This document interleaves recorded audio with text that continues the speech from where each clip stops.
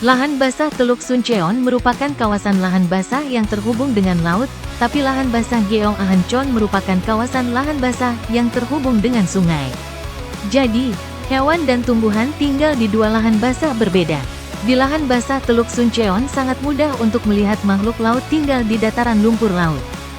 Khususnya di area ini ada banyak makhluk laut dan banyak burung yang bermigrasi telah datang ke sini setiap tahun.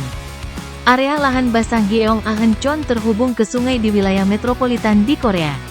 Karena itu berperan dalam pemurnian pencemaran lingkungan dan wilayah metropolitan di Korea. Pada bulan Oktober tahun 2023 dengan mengunjungi Taman Ekologi Lahan Basah Gyeongahyeon terletak di kota Gwangjo, Provinsi Gyeonggi. Saya ingin memperkenalkan Taman Lahan Basah yang indah di Korea kepadamu. Area ini menyediakan air minum di wilayah metropolitan termasuk Seoul.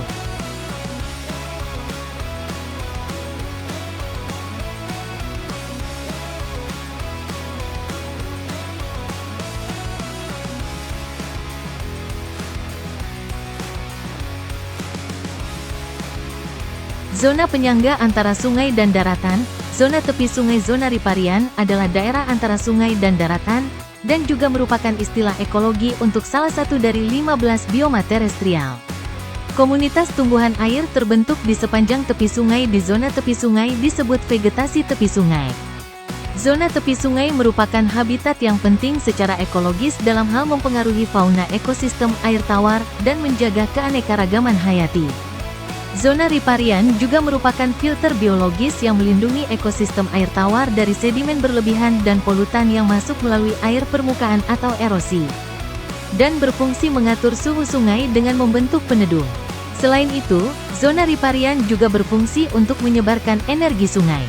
Dengan kata lain, jika vegetasi tumbuh dengan baik di tepi sungai yang berkelok-kelok, itu dapat membubarkan gaya yang ditransmisikan dari aliran air dan mengurangi kerusakan dari erosi tanah atau banjir di tepi sungai.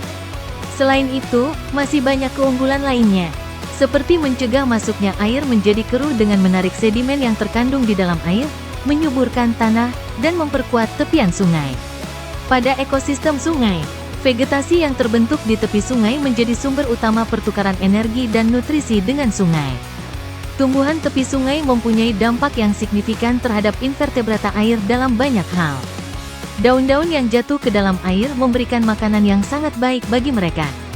Dan akar yang menjulur dari tepi air juga berfungsi sebagai habitat untuk invertebrata kecil.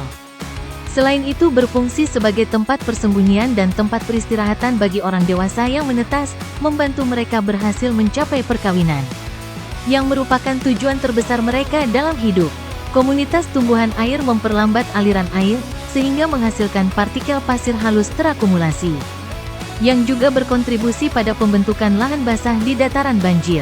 Di lahan basah dataran banjir, spesies baru seperti kumbang atau larva capung tidak disukai air yang mengalir deras bisa menjadi tenang.